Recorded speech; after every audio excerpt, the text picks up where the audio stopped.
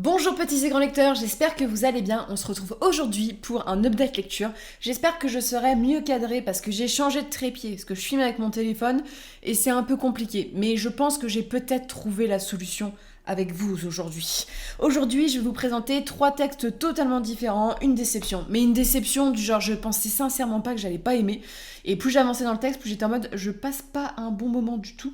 Un livre qui s'apparente à la science-fiction dystopie, qui est une nouveauté de la rentrée littéraire, et une série de livres qui s'apparente, cette fois-ci, à Downton Abbey. Et c'était très très chouette du point de vue des Allemands, donc ça donne un petit relief sur l'histoire. Je vous rappelle, pour septembre, nous sommes en dédicace pour les Trois Nornes à 2 endroits, donc Étanges-Grande, voilà le village c'est Étanges-Grande à côté de Thionville. Étanges-Grande c'est un festival dans l'Est des littératures de l'imaginaire et policière, c'est un festival que j'apprécie beaucoup. Et donc ça fait 2 ans que je le fais, bien que je pars à 3h du matin, je suis toujours heureuse d'y aller. Voilà. Et ensuite, on va à Hypermonde à Mérignac, donc vraiment juste à côté de Bordeaux, dans la banlieue de Bordeaux, qui est un peu le festival d'imaginaire sur Bordeaux des littératures d'imaginaire, qui a été une très très très belle expérience. Donc voilà, c'est quand ça se passe bien, on y revient. Et on commence tout de suite, on va pas pinailler, hein, et on commence avec le service presse et la dystopie, donc de Maren Uthaug, donc 11% chez Guy Master. 11%, ouais, c'est quasiment de la SF. C'est un texte très très engagé et qui pourra pas forcément convaincre tout le monde parce que le thème est quand même la disparition des hommes au profit des femmes. Voilà. C'est un livre qui prend pour partie que les femmes ont dominé le monde, voilà, que le renversement s'est fait et que pour garder de la stabilité, elle garde seulement 11% des hommes en vie pour la reproduction et pour le plaisir. Voilà. Ça se base sur des chiffres de criminalité actuelle. C'est assez bien fait sur comment c'est annoncé. Et on va suivre en fait 3 portraits de femmes, il me semble. 3 ou 4. J'en ai 3 qui me viennent en tête qui vont faire la rencontre d'un enfant mâle qui a été caché. La première, celle qui cache l'enfant, c'est une jeune fille qui vit dans une sorte de couvent délabré, vestige de cet ancien monde qui est très très mal famé selon les gens qui y habitent, et qui travaille à élever des serpents, parce que les femmes et le culte principal qui a été mis en avant dans cette matriarchie se sert des serpents comme animaux de prestige. Et donc, elle soigne aussi, elle vit un peu comme une ermite avec une autre femme qui a caché un enfant, et donc elle protège cet enfant, et on a 2 autres portraits de femmes. Un portrait de femme dont la jeune femme va faire la rencontre, qui est une femme assez puissante, hein, qui fait partie quasiment de l'élite religieuse de son pays, et dont on va connaître le passé et le rapport à cet enfant. Et ensuite, une autre femme qui est liée aussi à cet enfant d'une certaine manière, mais on l'apprendra tout à la fin. En fait, c'est pas tellement tourné autour de la rencontre avec l'enfant mâle dans le texte, c'est plutôt l'évolution de 3 portraits de femmes dans une société matriarcale sur laquelle elles n'ont pas du tout la même vision. L'une est une sorte de paria parce qu'elle regrette aussi cette ère, elle est pour la défense des hommes, et parce qu'elle a été dans ces instituts de plaisir où voilà, c'est très compliqué. Elle côtoie des femmes-hommes dans le texte, c'est-à-dire des femmes qui se greffent des objets pour faire plaisir aux femmes, voilà. Et on parle aussi de les problèmes de société qui resteront même si les femmes seront au pouvoir. C'est assez intéressant parce que c'est nuancé dans le texte. On a ce portrait de femme qui rentre dans les carcans ensuite et qui se pose pas mal de questions vis-à-vis de sa religion et de son rapport aux hommes aussi. Voilà, qui a eu une histoire d'amour assez tragique. Et ensuite, le portrait d'une autre femme qui, je ne veux pas vous en dire plus, est plus particulière que les autres et dont le passé va être entremêlé. Et c'est un très beau texte qui parle de ces questions-ci. Alors, c'est un texte clairement qui va pas être apprécié de tous parce que le présupposé est quand même assez engagé, que le texte est assez violent sous ces airs de on fait de la littérature assez féminine et tout, féministe. On parle de choses de société extrêmement graves. En fait, tu mets en parallèle clairement des situations qu'il y a actuellement. Il y a des choses qui font assez froid dans le dos parce que, à ce que j'ai compris, les chiffres, tout ce qui est dit dans le texte sont des choses qui sont scientifiquement et des faits, hein, c'est-à-dire le taux de criminalité et tout ça. Et en fait, c'est intéressant parce que c'est une société en paix. Voilà, mais une paix qui se base aussi sur la censure, qui se base aussi sur bien d'autres problèmes. Il y a aussi le rapport à la maternité, qu'est-ce que ça changerait et ce genre de choses, et du fait d'alimenter le peuple, de continuer la race humaine, de réarmer selon notre président. Donc il y a toutes ces questions-ci qui sont assez pertinentes et assez intéressantes, mais c'est un texte qui est assez violent là-dessus. La quatrième est un peu... c'est pas vraiment un portrait autour de cet enfant. L'enfant, en fait, il n'a pas tant d'intérêt que ça dans le texte. C'est plus ces portraits de femmes, ces petits bouts de femmes qui se retrouvent dans une société qui est quand même très dure. Moi, j'ai apprécié tout le côté un petit peu très engagé, le côté fait, le côté les femmes, hommes et tout ça, il y a beaucoup de choses intéressantes, mais c'est très tourné, et ça je m'y attendais pas forcément, c'est très tourné autour de la sexualité, un peu trop à mon goût, voilà, c'est pas dans mes goûts, mais c'est très tourné sur comment on gère une société sans hommes quand on est une femme et qu'on veut voilà, s'amuser. Et c'est vrai que il y a des moments c'est beaucoup tourné là-dessus, et donc je pensais qu'il y aurait plus de questions politiques, religieuses et tout, et ça reste en sous-fond. C'est vraiment, on pourrait dire, quasiment ça se passe à Copenhague, on pourrait même pas le savoir. Mais et il y a 4 femmes, c'est ça ce que je disais, il y en a une autre qui est liée à une autre femme. Mais voilà, t'as la Wicca, donc t'as plein de références, tu vois, avec tout ce qui est un petit peu féminisme actuel. Et ce qui est bien, parce que le bouquin est pas non plus un pamphlet sur « Oh, regardez comment c'est bien une société qu'avec des femmes », pas du tout. C'est aussi une critique de ça, et je trouve que c'est bien fait. J'ai eu beaucoup de peine pour les hommes dans le texte. Et c'est vrai que le texte, alors la plume est assez sèche, voilà, il n'y a pas beaucoup de tournure et tout, c'est beaucoup de dialogue, beaucoup de jeux de ping-pong entre les personnages, mais ça m'a manqué de world building, ça m'a manqué de développement politique, et je pensais que ça serait un peu plus dystopique, réflexive sur le sujet. C'est plus des portraits de femmes, voilà, et c'est ce qui fait l'intérêt, et je pense que c'est pour ça que Galmaster, c'est de la SF, tout en étant de la SF assez légère sur le bord, c'est aussi de la tranche de vie d'une certaine manière.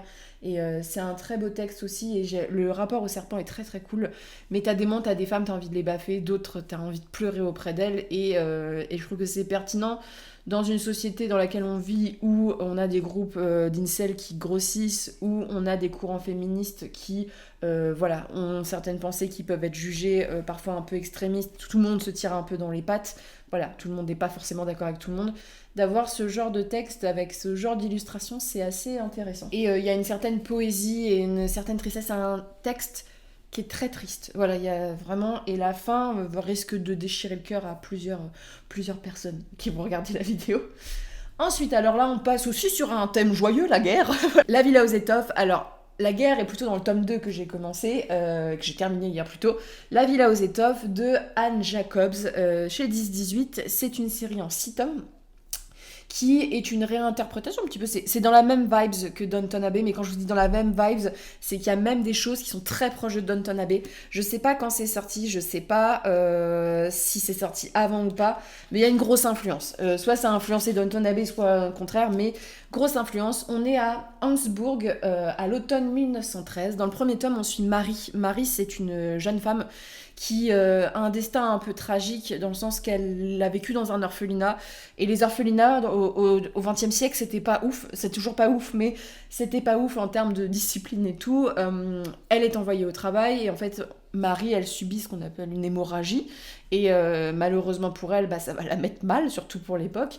Et une bonne âme charitable va donc la prendre sous son aile et l'embaucher comme femme de cuisine, plutôt bonne à tout faire hein, dans le texte, pour la famille Metzler, qui est une famille dont le père, parce que c'est compliqué, les histoires historiques, est un pionnier, on va dire, du textile. Voilà, il a une grande usine de textile et tout, marié avec une aristocrate qui s'est mariée donc avec ce nouveau riche. Ils ont 2 filles.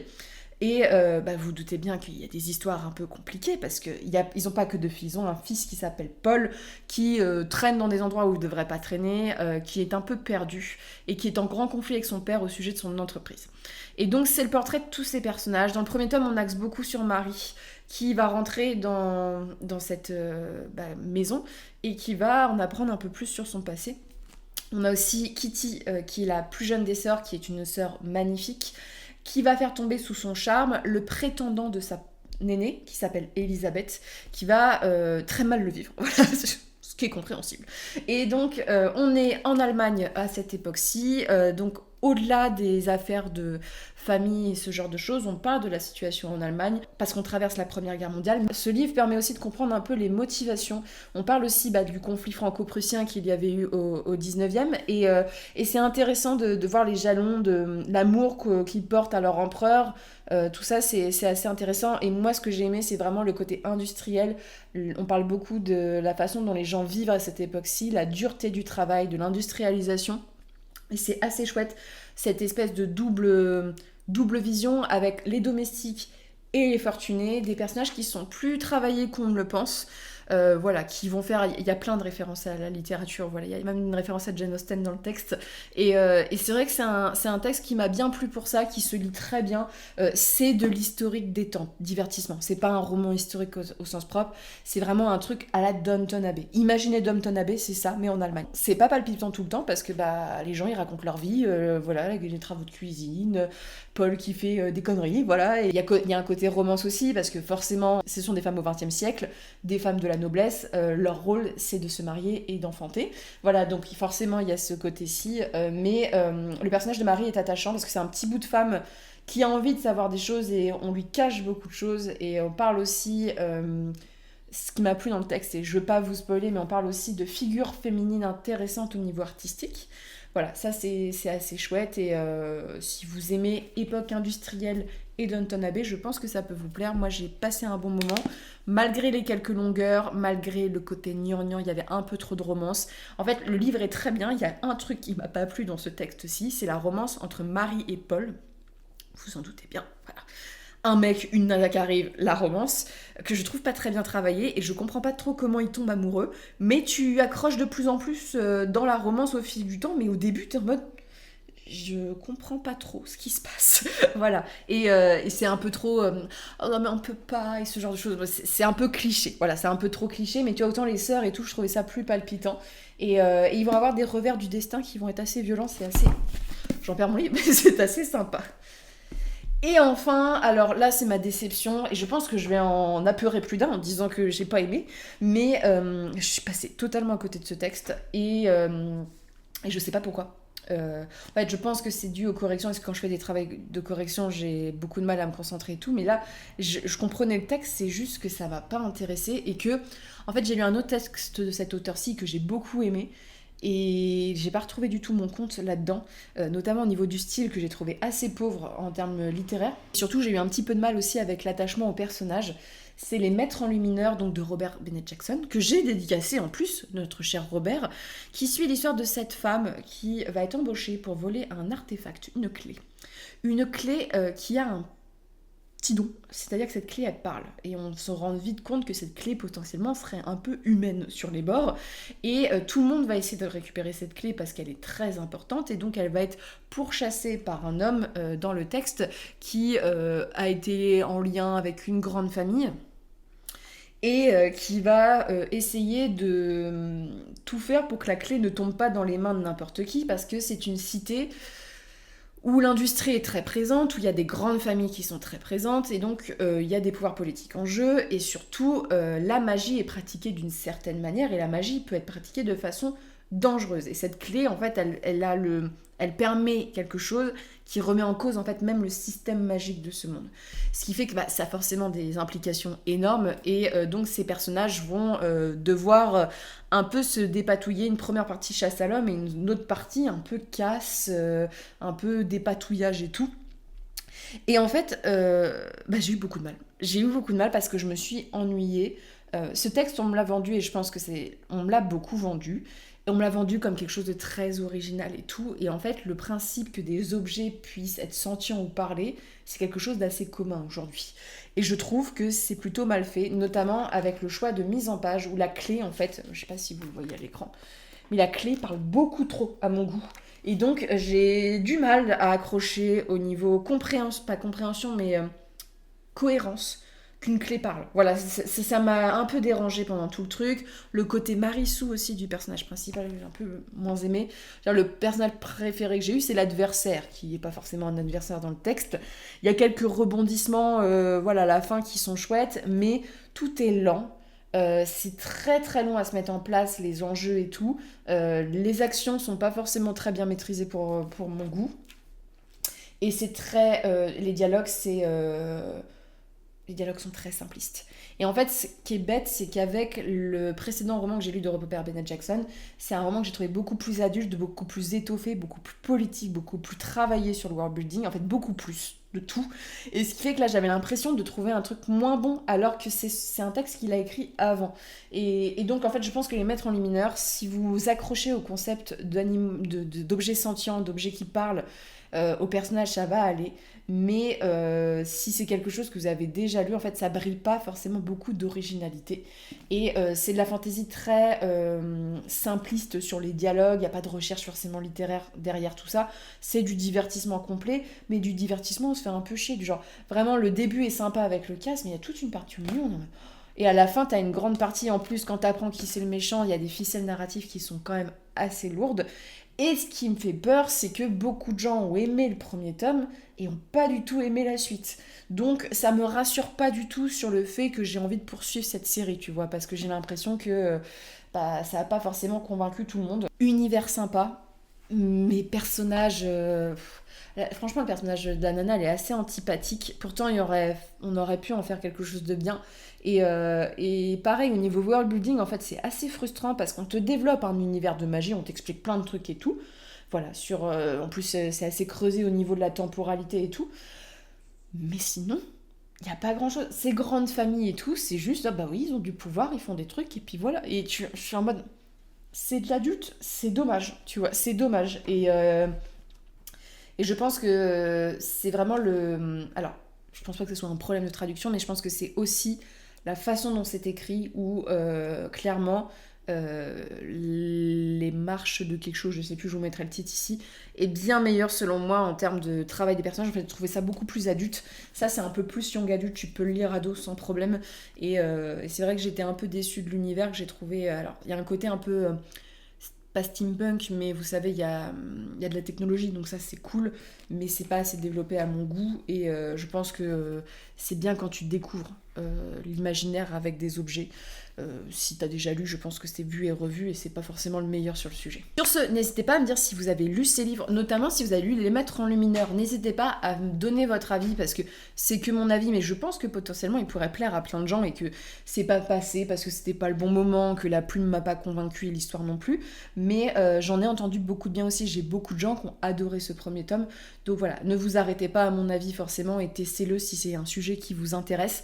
Mais c'est un texte que moi je classe un peu dans ces trucs un peu à la Six of Crows, vous savez, ces espèces de casses avec des personnages un peu exubérants, voilà, d'une certaine manière. Même s'ils sont plutôt froids dans le texte, il y a ce côté un peu salaud gentilhomme et tout, mais ça n'atteindra pas salaud gentilhomme, loin de là. Sur ce, je vous souhaite de très bonnes lectures et une très bonne journée, et on se retrouve bientôt pour une prochaine vidéo.